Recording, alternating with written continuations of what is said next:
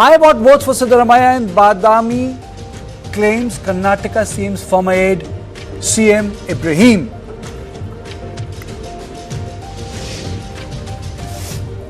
Bengaluru dropped from Women's World Cup 2025 after Karnataka cites safety concerns from the June 4th stampede, denying matches at Chinnaswamy Stadium.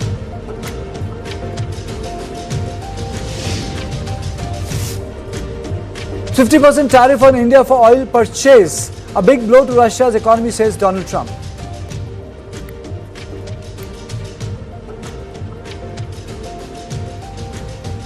"35 years after the brutal killing of 27-year-old Kashmiri Pandit nurse Sarla Bhat, the State Investigation Agency of Jammu in Kashmir has reopened the case. SIA investigators carried out coordinated searches at 8 locations in Srinagar on August 12th. Officials said that the searches targeted the residence of former leaders of the band Jammu and Kashmir Liberation Front, including alleged perpetrator Yasin Malik. The sleuths are reconstructing the sequence of events related to 1990 killing, which took place during the peak of militancy in the valley. Among those raided was the home of former JKLF leader Pir Nurul Haq Shah. Now let us find out more about the sensational case that was part of the Kashmiri Pandit genocide at the height of militancy. Sarla Bhat was posted at Srinagar's Sher-e-Kashmir Institute of Medical Sciences. After eruption of militancy in J&K, she had stayed put in the valley. She was abducted on April 18, 1990 from her hostel. Her bullet-ridden body was found lying in a thoroughfare next morning. Allegations emerged that she had been tortured and raped. Let me play out the bite of Ravinder Rana. After 35 years, the case of gruesome killing of Sarla Bhat is again opened. The state investigating agencies started investigation. SIA raided multiple places in Kashmir, including the residence of Yasin Malik, who was then the JKLF chief, a terror outfit. We hope, we are confident that late Shaheed Sarla Bhat, the brave daughter of Kashmir, will get justice. The SIA said its sleuths recovered incriminating evidence, including documents and digital data, which investigators believe will help unravel the conspiracy behind the murder. The SIA took over the investigation in 2024 after the original police probe failed to identify the perpetrators. An SIA team searched the residence of JKLF leader Yasin Malik, son of Ghulam Khadim Malik, and the alleged perpetrator behind Sarla Bhat's murder and abduction, who is presently lodged in New Delhi's Tihar Jail. Now, who is Yasin Malik? Chairman of banned terror group JKLF, alleged perpetrator of Sarla Bhat abduction and murder, behind the killing of 4 IF officers in January 1990 in Srinagar, serving life sentence for terror hawala case, mastermind of Rubia Saeed kidnapping. The raids came 2 years after SIA reopened the murder case of a Kashmiri Pandit Judge Neelkanth Ganjoo. In 2023, the SIA reopened the murder case of Ganjoo, who too was killed by JKLF militants. Ganjoo, who had sentenced to death JKLF founder Mohammad Maqbool Bhatt, was killed in November 1989 in Srinagar. In 2023, the Supreme Court dismissed a curative petition seeking investigations into the killing of Kashmiri Pandits.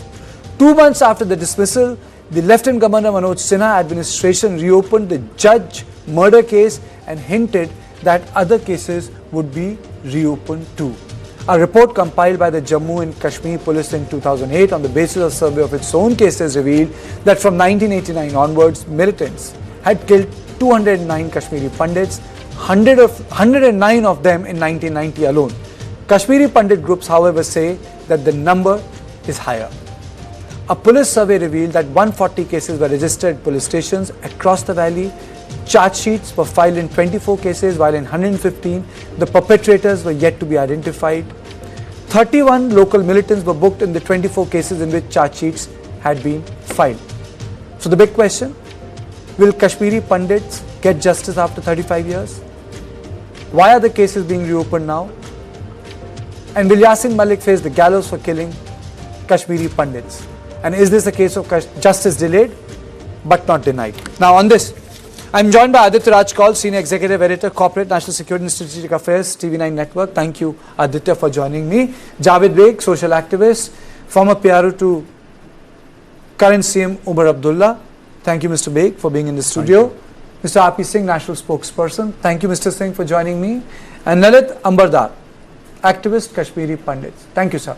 But straight away, I'll go to my colleague Aditya Raj Kaul. Aditya,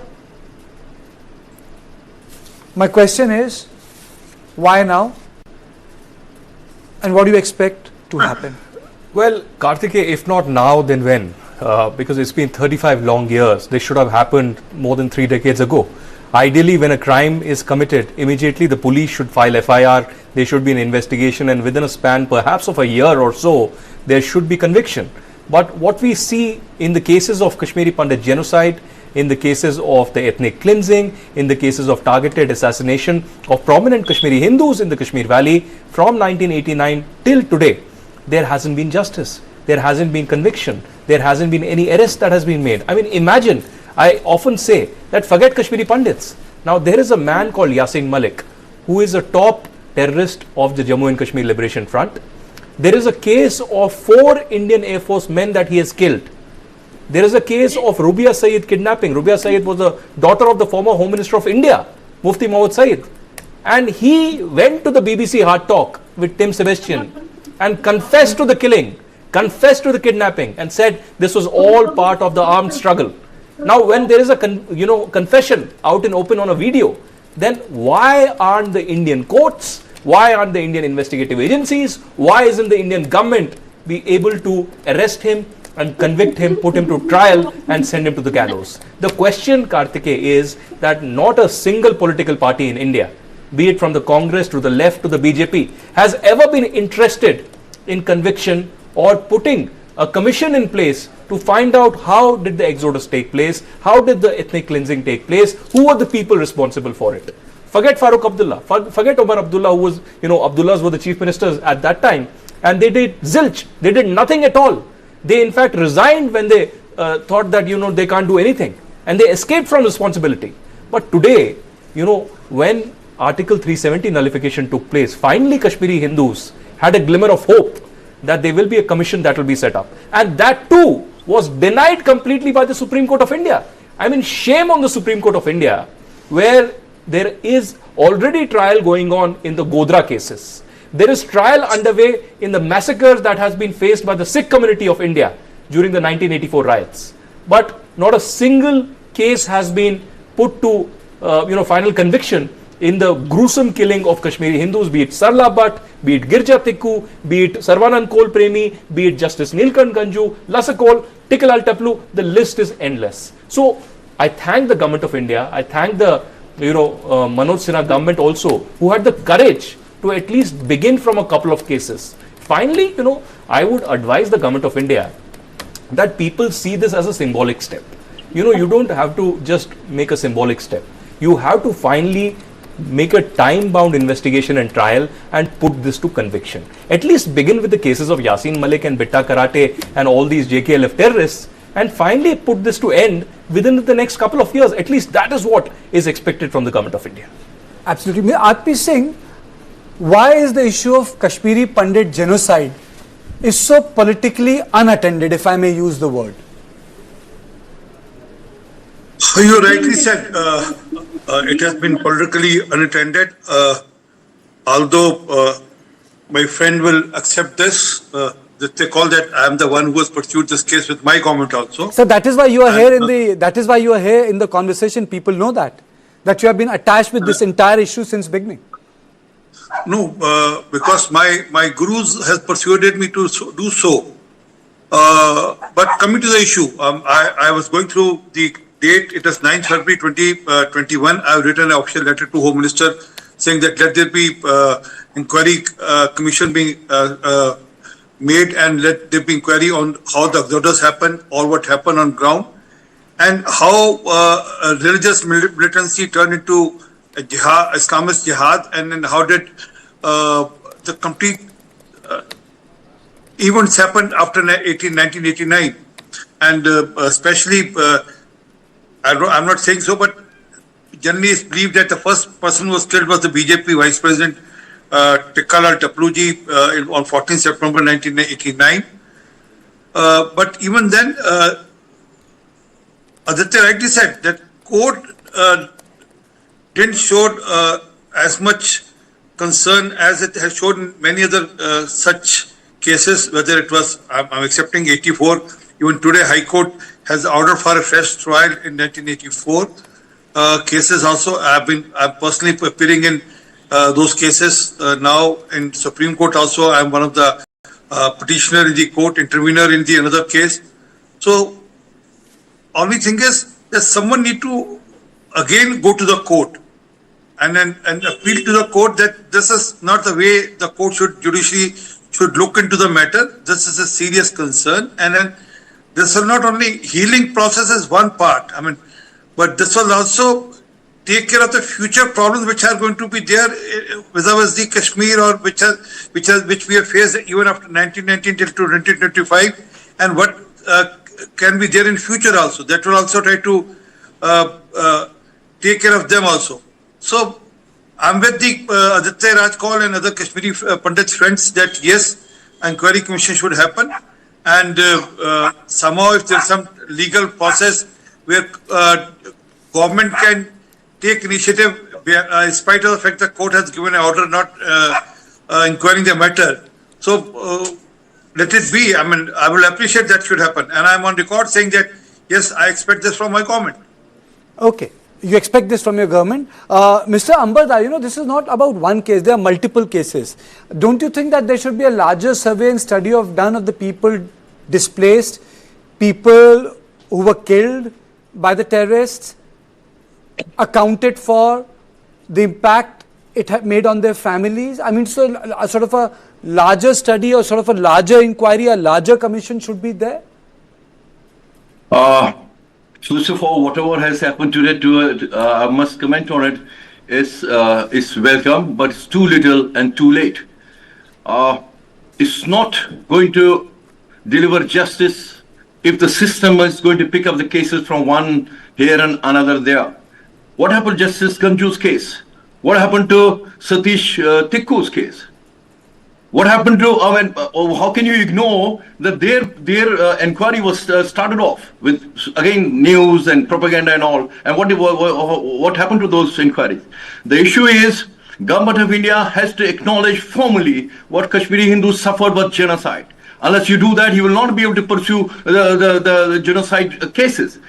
Because India is a signatory to International Convention on Genocide, so India will have to put up a tribunal and follow the rules of international rules for tribunal on genocide. Number one. Number two, you only have to investigate the potential or possible terrorist jihadists who did perpetrate this genocide. You also need to investigate the politicians and the people who were in power in those days in Srinagar and as well as in Delhi.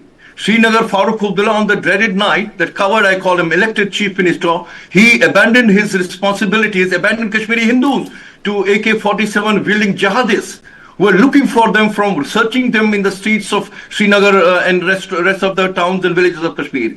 And then and himself, he fled to London.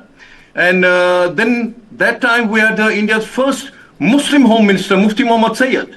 He released dreaded terrorists to seek release of his own kidnapped daughter.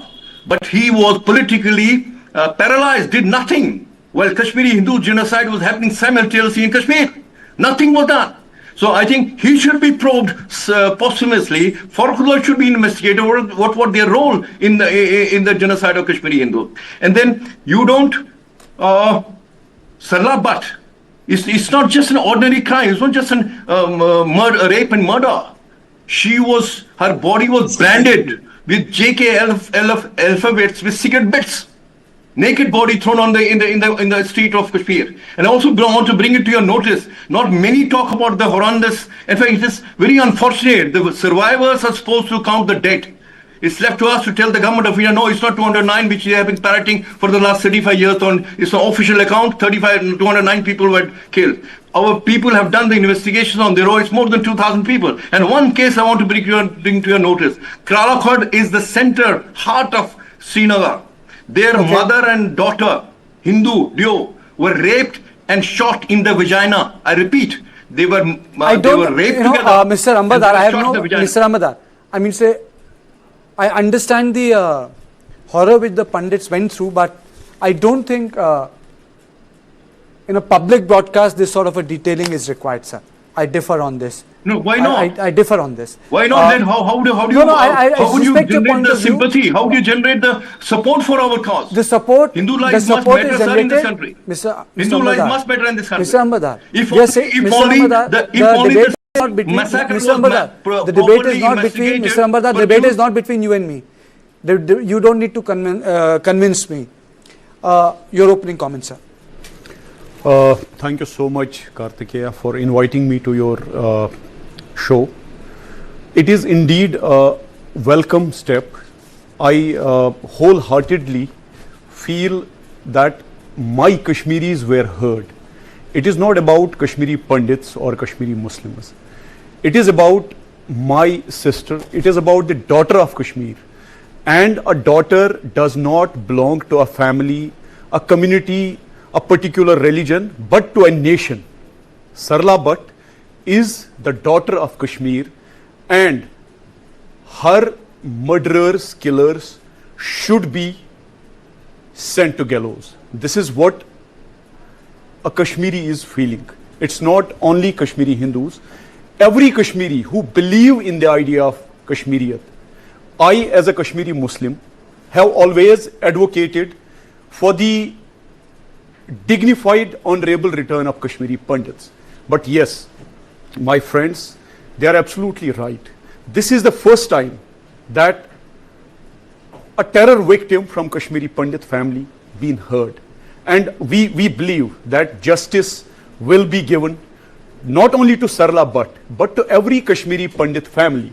There are hundreds and thousands of Kashmiri Pandit families living most difficult life in Jagti camps or in other parts of our country or outside of our country. I have seen that. I have been living with Kashmiri Pandits since my childhood. Very unfortunate incidents of 1990s. But my generation, like Aditya and me, most of the Kashmiri Muslim who belong to my generation, we were fed by lies. We have always been fed by lies by my father's generation. That 1990s forced exodus of Kashmiri Pandits was designed by purpose by the then governor of Kashmir. This is the most unfortunate part. And my father's generation still keep feeding these lies to the generation younger to me, and I hope they won't feed these lies to the generations to come. I think Kashmiri Pandits, those who believe in the idea of Kashmiriyat, and Kashmiri Muslims, those who believe in the idea of Kashmiriyat, should get together and fight for the overall justice of Kashmiri Pandit community. Yes, Sarla Bhat, she will get justice. And the terrorists who killed her, and they did not attack the dignity of Sarla Bhat, but they attacked the dignity and honor of every Kashmiri. Javed, do you think that the politicians in charge who were there at that point of time failed Kashmiri Pandits? Because they were chief minister of the state. They were not chief minister of a community. Did they fail Kashmiri Pandits, the political brass at that point of time? Kartikeya, they are even failing now. They failed everybody. It's their fault, but it is the fault of Kashmiri Muslim society, who maintained silence when my sister when her dignity was taken away. It is not only our politicians, it is the Kashmiri Muslim society. I would have raised question against Kashmiri Pandit society also, because they were not there. They were forced to leave their homes, their properties, because they wanted to save their honor. I live in a village called Berawa. We had a very small village there, Sangrampura. In 1999, nobody had left Kashmir from my Kashmiri Pandit community from Berwa. A great teacher, most honorable man. He, along with his family, they were killed by terrorists in 1999, and it was the 21st March when we celebrate Navroz and Navre together. Nobody from my locality even raised this till now. I was the first from my locality who arranged their homecoming after 7 years, when I brought their family members to that place and commemorated the martyrdom of those 8 Kashmiri Pandits killed. You know, I'm very unhappy with my society, especially Kashmiri Muslim society. They have never raised this question, and they have always been feeding lies to their children that Kashmiri Pandits left Kashmir on their own, and that choice was given by then Governor of Jammu and Kashmir, Jagmohan, which is a lie. Kashmiri Pandits, they were forced to leave their homes. I am the witness that my Kashmiri Pandits living in my constituency, Birwa, they were forced to leave their home. They are even now ready to come back, but we are not safe. Still we are not safe. One Kashmiri Pandit, Rahul Bhat, was killed in Badgam in 2023. He belonged to my village Sangrampura, and nobody could save him. I don't believe in Kashmiri politicians. They have failed our society. They have failed our legacy. They have failed our civilization. The legacy of Acharya Abhinav Gupta, the legacy of Laldad, Mata Laleshwari, legacy of Nundresh. I think, Kashmiri Samaj, both Kashmiri Hindus and Kashmiri Muslims, we should get together, sit together and fight terrorism and religious radicalism together. You know, you have raised a very important point. And I think, you know, I was having a discussion with Aditya Raj Kaul on this. I tell him that, you know, there is something called politics of silence, a lack of acknowledgement in the mainstream that there was suffering on part of the Kashmiri Pandits. And there is neither acknowledgement, there is neither recording of their memory, neither classification of what every family went through. And so if you don't have all this, where is the closure? You will never have a closure. So what engenders this politics of silence, Aditya? You know, Karthikeya, what the politicians of India need to understand, you know, there's a lot of politics being played on rehabilitation of Kashmiri Pandits. And the only thing that I hear in media all across is that either BJP or Congress or other political parties say that, you know, one day Kashmiri Pandits should return to Kashmir, there should be rehabilitation, they should go to the same places where they resided. But how can a rehabilitation or a return happen until justice is delivered? I mean, if there is a carnage, if there is a massacre, if there is a brutal killing that has happened, not just of one, but dozens and hundreds of Kashmiri Hindus, how will they feel safe again in the Kashmir Valley? I mean, has a single politician from the Farooq Abdullahs to the Mufti Muhammads to the Mehbooba Mufti or their present generation protested or shut Lal Chowk for the return of Kashmiri Hindus? Have they shut Lal Chowk or schools and colleges and universities demanding that Yasin Malik and Bitta Karate and all separatists should be sent to the gallows? Never. This is the hypocrisy, this is the double standards. Aditya, tell me, how did a person like Yasin Malik almost got mainstream? Well, he did. Almost. You know, it is not just the Kashmiri ecosystem, terror supporting ecosystem of media, of lawyers, of other so-called intellectuals. It's the Indian mainstream left, is the Indian mainstream Islamist radicals who have supported them. The Arundhati Roys of the world, who organize seminars and exhibitions and symposiums for Yasin Malik. Lalit Ambardar is a witness. You can ask Lalit Ambardar how many times in the last 35 years he has been arrested. Instead of Yasin Malik, it is Lalit Ambardar who is arrested by the Delhi police for protesting and seeking justice, and he has to seek bail from the same courts of India. So this is the reality. There was a seminar that was organized in 2010 saying Azadi is the only way for Kashmir. And Gilani and Varavara Rao and Yasin Malik and all others, including Arundhati Roy, were there. And there was this entire JNU Students' Union which was organizing it. And when the Kashmiri Hindus went to the police to file FIR, the then Home Minister Chidambaram said no, they have freedom of expression. It was the courts that they intervened at that time and filed an FIR against that entire issue. And after almost 20 years, now the Delhi LG has given a sanction in that case to file charges against Arundhati Roy, Varavara Rao and others. Gilani has already passed away. So the question right now is that it is a litmus test for the Modi government also.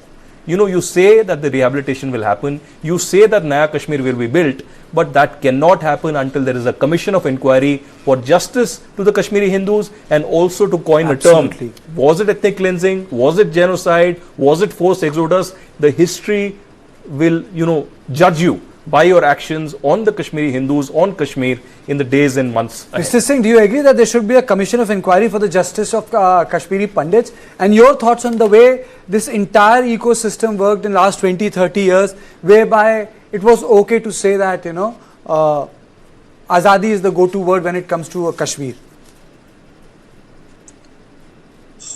Well, see, Aditya, you should accept this that there is some beginning now. And there is some realization also within the system that yes, justice has to be brought, and then if Kashmir has to go back to his the heydays when Kashmir used to be real Kashmir, so justice is one way out, but the justice is one part which has to be taken care, other than whatever other things are being done, and then that's how this case has been reopened, and I'll appreciate if this is taken to the final conclusion and then justice is delivered. But things have changed. All of you will accept that things have changed because no more red carpets, only gallows and only prison walls are there now. Earlier there used to be red carpet given to so-called terrorist and Gandhian. I remember the word was used that he's a terrorist turned Gandhian. So that's how the complete ecosystem was built. Probably by the mindset was to placate this sort of gang or this sort of radicals and terrorists to bring peace to Kashmir, and that was the mindset. But things have changed now. Things are better also in Kashmir. I'm not saying it is 100% change, but there are still room for change. But still, things have changed now, and then. Even for this time, Pahalgam, after Pahalgam, there were a lot of Kashmiri Muslims who were on road against the Pahalgam killing. There can be reasons, but yes, the things have started. That's how things which have turned bad or things which have turned ugly in last 35 years or 40 years will change. But I strongly feel that someone from the Kashmiri community should move the Supreme Court again and then give them references of even I'm not saying the Sikh community, we also suffered a lot. How the cases are being reopened and how cases are being now furnished. In the inquiry commission has been set up, one inquiry commission, second inquiry commission. Now it was very good to hear that High Court has told the trial courts to open the do the retrials again for the cases. So someone need to refer to these and move to the court. If Aditya Raj Kaul takes a lead in this, I will 100% support him with whatever legal help or whatever other facilities can be given, because judiciary has to be dealt in a judicial fashion, and yes, administration has to do its job. Absolutely. Mr. Ambada, there is another aspect to this, you know, and I always come back to it again and again. Not only Kashmiri Pandits had to leave, there is an element of dispossession also. I know people, whereas, you know, in my society, they either want to sell it or they want to utilize the houses they have, but they are unable to do it. So not only there is an element of displacement, there is a big element of dispossession also, material wealth. See, genocide, there have been, the definition of genocide has evolved over a period of time. Lemkin gave the original definition on the basis of which Genocide Convention was set up by the UN.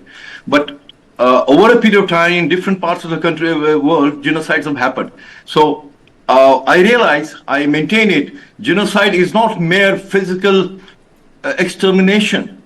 It's also to erase the symbols of existence of the targeted community, survivors, or those who have been exterminated. So this dispossession is part of that. Be it your religious places, be it your personal property, it was systematically, meticulously either encroached or, you know, I keep telling it, Kashmiri Muslims neighbors did visit us. They came to the Kashmiri Hindu refugee camps in Jammu, not to embrace them, only to tell them, only to advise them why to sell your property which you have left back. And people had distrust. They had to pursue the education of their children. They had to get their children married off. So they sold. It was all distrust sales that has taken place in Kashmir. That is number one. Number two, when we talk about due regards to Mr. Singh, he is wanting us to take up further. I said, yes, it's very unfortunate. The survivors of Kashmiri Hindus genocide are expected to count their own dead, number one. Now we are also advised to pursue it on our own in the court. Fine, we'll do that, sir. But what is the role of the government? You banned Jammu Kashmir Liberation Front on the issue that it was responsible for, I repeat, the words Sister used was genocide of Kashmiri Hindus. What is preventing the very government to officially acknowledge what Kashmiri Hindus suffered was genocide? Then you don't have to do anything. Following the Genocide International Convention, automatically you're bound to put up a tribunal. You're bound to investigate it. And investigating Sarla Bhat, what about Girja Teku? She was, with due regards to Mr. Karthikeya, you have to recall these. She was raped and cut into two on a saw machine. Justice Ganjoo, he is supposed to have given this judgment on Makbul Bhatt's case. Can you imagine? All the witnesses in that case were Muslims. Investigating officer was a Muslim. Public prosecutor was a Muslim. The only Hindu that was involved in that whole case was Justice Ganjoo. He was killed because he was a Hindu.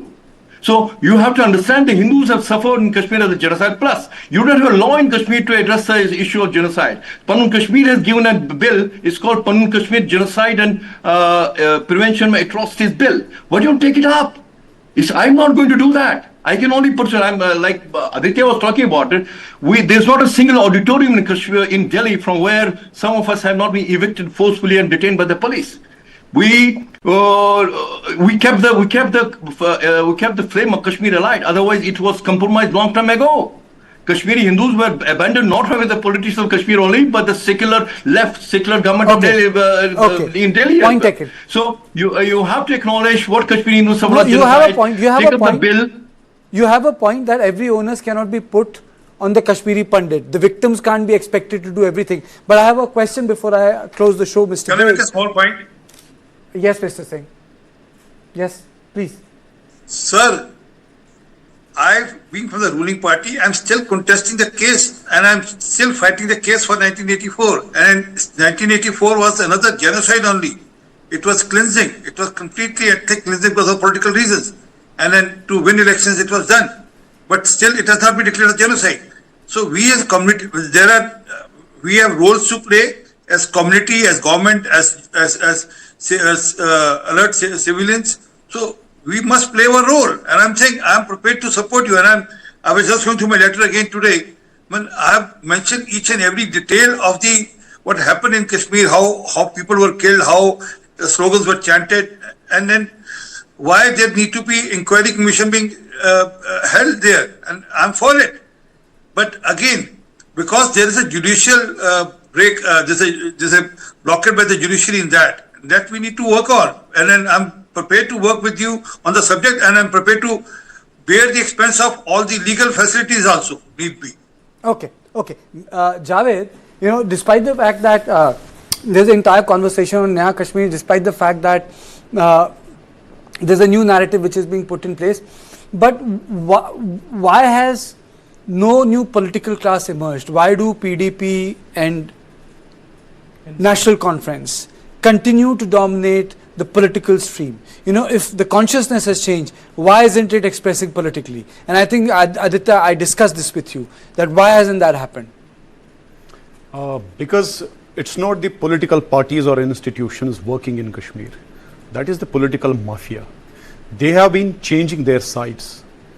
I am witness to it because I have done my schooling, college in Kashmir, and in the most difficult times, the real justice delivered to Sarla Bhat, to all Kashmiri Hindus, Kashmiri Pandits, will be when Kashmiri Muslim society, especially my father's generation, accept their sins, acknowledge the genocide, seek forgiveness from Kashmiri Pandits and Lord.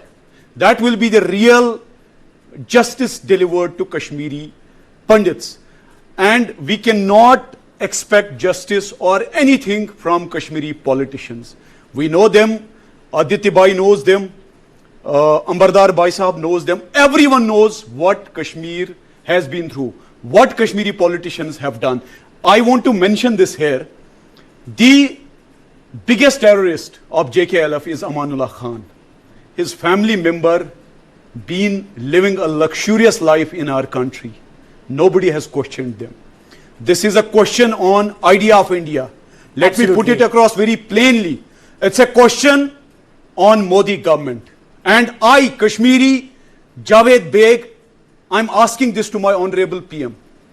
The real terrorist Amanullah Khan's family been living in our country. Okay, I'll take the closing comment from Aditya, because Aditya is someone who has publicly taken up this issue. I think I would like you to sum it up, and then we have another very important debate on Balochistan. Aditya. Well, I would just hope that the Supreme Court of India now takes a suo motu cognizance. Now they have cases, at least of Justice Neelkanth Ganjoo and Sarla Bhat, with the J&K government suo motu has reopened. So what stops the J&K, High Court or now the Supreme Court of India to intervene in this suo motu and form a commission, form a neutral, independent commission to investigate this case? If not the Supreme Court of India, then the Modi government at least can take that forward, just like Mr. Ambadar mentioned, that if they can ban JKLF, if they can arrest Yasin Malik, if they can open individual cases, they can certainly form a commission, because this will go a long way for a closure that Karthikeya you spoke about, and that closure and justice will pave the way for the return of Kashmir. Closure, dispossession and archiving the memory of the horror which Kashmiri Pandits underwent when the genocide took place. And I think that's the first step. You archive the memory, you record what has happened. Thank you all of you gentlemen, because our entire effort was to start a conversation on this issue. So this was all on point one. In the second on point, we look at the US administration declaring Balochistan Liberation Army and Majid Brigade designated terrorist outfits and its implications, but after a short break.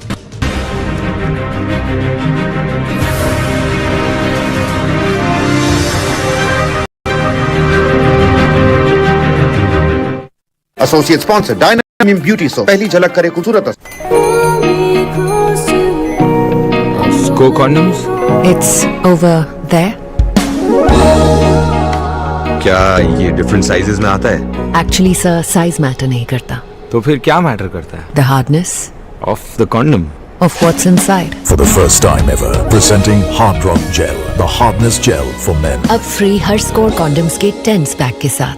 Muthoot finance gold loan सुनहरी सोच programme में आप सबका बहुत बहुत स्वागत है. कुछ लोगों से बातचीत करते हैं और उनसे हम पूछते हैं कि उनका सोना जो है लॉकर में सोने के अलावा और कुछ भी कर रहा है कि नहीं. बलजीत पाजी, सत श्री अकाल.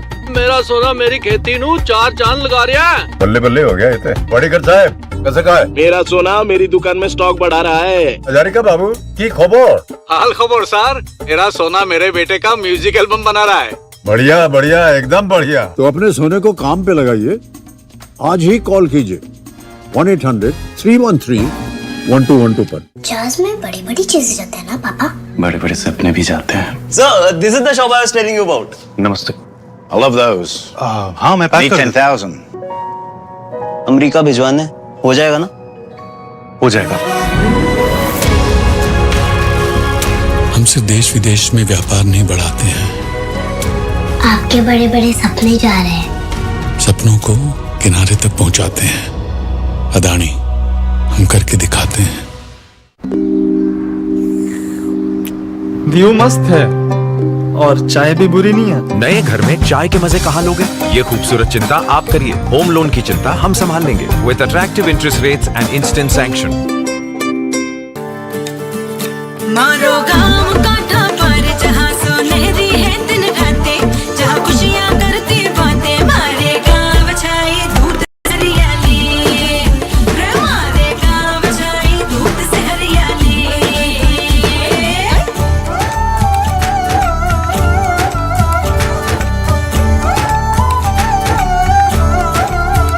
बायोगैस है कमाल, गोबर धन से खिले जहां, फैली घर घर में मुस्कान, पूरे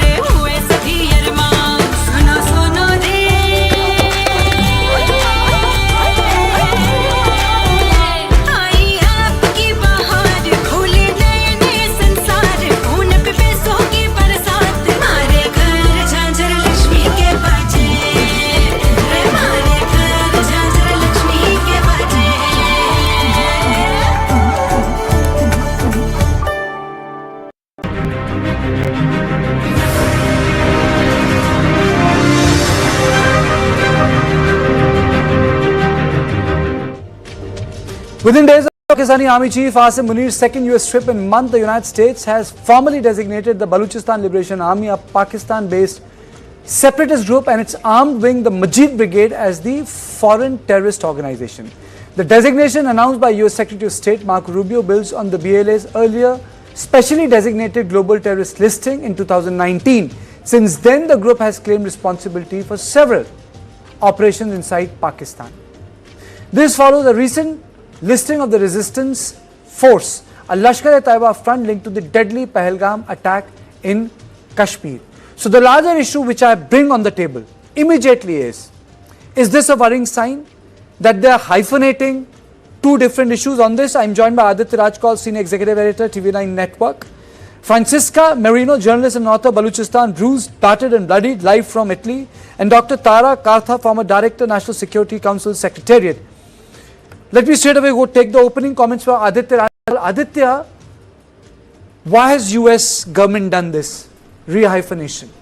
Well, Karthike, let me ask you, whatever steps that the government of USA, a US administration under Trump has taken over the last few weeks, does it make any sense? Not at all. So that's the question, that's the answer. You know, they have gone after a Baloch liberation organization which is fighting for their freedom.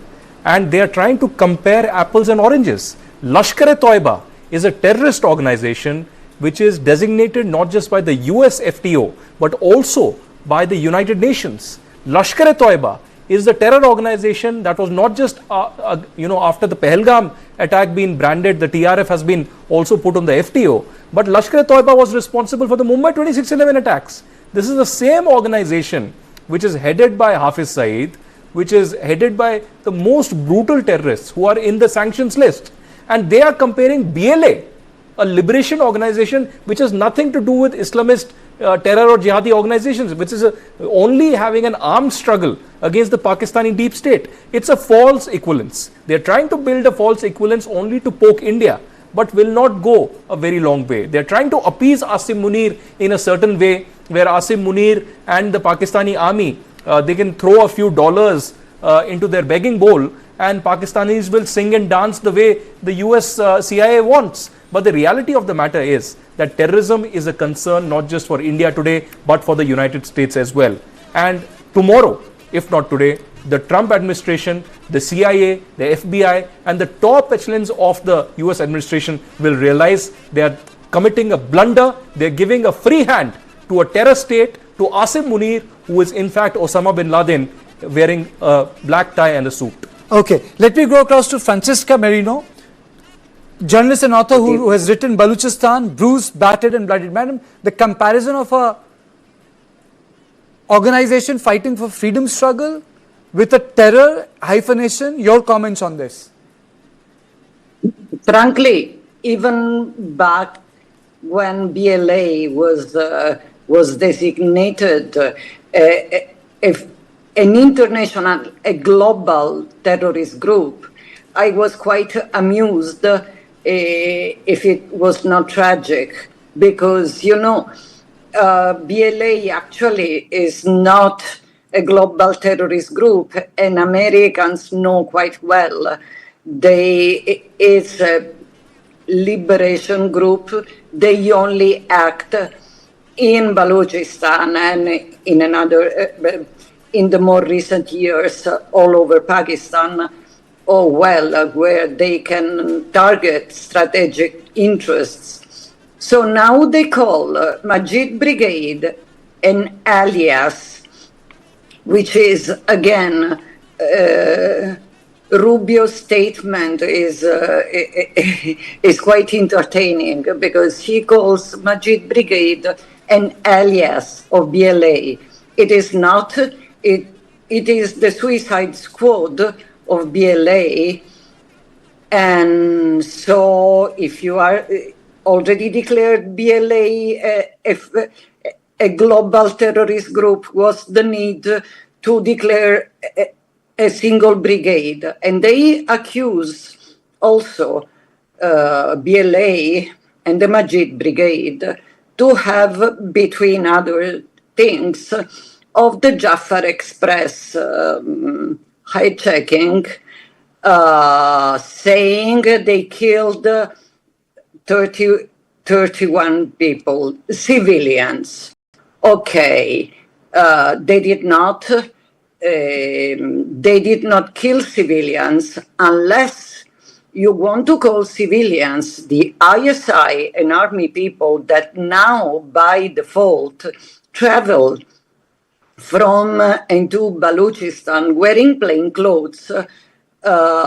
So if and when they die, they can be counted as civilians. I mean, Pakistan is a country who's praising Hamas, so the strategy is the same. Okay, or is this because of the fact that, Balochistan, which is a rich province in natural resources, Munir has sold a song to Trump saying that, the gas and other things can be extracted from there? And is this the reason why, this quid pro quo has happened? I'm joined by Dr. Tara Kartha, former Director, National Security Council Secretariat. Madam, is this the quid pro quo which is happening after that statement? I honestly don't think so, because while there is apparently a large amount of strategic resources in Balochistan, which the Chinese are also exploiting the copper resources, there are gold resources, there is a lot of resources there. But whether this is linked to Trump wanting to exploit that, I doubt it, because they can exploit it anyway. The Chinese are working there. And the odd thing here, what I really want to point out, the Majid Brigade has targeted only Chinese. I mean, primarily, they are the ones who have targeted the Chinese workers in Balochistan, because they don't like foreigners coming and, exploiting their resources. All Trump had to do was to talk to them. And get an understanding of what their grievances are, get somebody from the State Department to talk to these people, get Islamabad to get some human rights out there, and he's got the job. Instead of which, they go and do a stupid thing like this, like what Marina Francesco absolutely said. Majid Brigade is not an ally. It is a very, very strong suicide arm of the Baloch Liberation Army, and one of the first which has had a woman suicide bomber. Yes. So this, to answer your question, it seems to be more a kind of a reward for Pakistan. He's, after all, Yasin Malik has gone there, he's got his lunch, he's got his, all his, the paraphernalia of power which he has seen, even in the retirement party of the previous CENTCOM commander. This is a kind of a send-off gift, because this is just an extension. The BLA was already targeted early in 2019. This is an extension of that. But resources per se, no, I don't think it's directly linked to that. But I think Mr. Munir seems to have cultivated so much of goodwill in last 60, 70 days. Did we foresee it coming, or it was just he applied too much of, I would say, he worked on Mr. Trump's ego? Karthika, this has happened before. You see Rahil Sharif, or you see, other army chiefs in the past also. They've had a good equation with the US administration. There's been a lot of defense, cooperation and defense funding that's been coming in from the United States. So what has really happened is that, one, there's been a deal that has been achieved during that so-called ceasefire that Trump mediated with Yasin Munir. After the G7, and there are media reports that Trump wanted Yasin Munir and Prime Minister Modi to do a photo op with him at the White House. And that is why he is miffed, because Modi refused to do any kind of a photo shoot along with Yasin Munir, and said that, US had a role to a very limited extent. It did not achieve a ceasefire. Pakistan almost begged India for a ceasefire. US asked us to do so. And we said that, okay, this is an off-ramp, and we anyways did not want a war. We wanted an escalation to a level. We did that. But immediately after the US State Department designated TRF for a false equivalence, for a balance, for a so-called false equivalence, now Majid Brigade has been banned as well. And this is, of course, a gift, apart from the lunch and the farewell, and also, might I add, full liberty to Yasin Munir to threaten India with a nuclear threat from the US soil, which is unthinkable till now. And what will, Francesca, what will be the consequence for the freedom movement in Balochistan of the step which US administration has taken?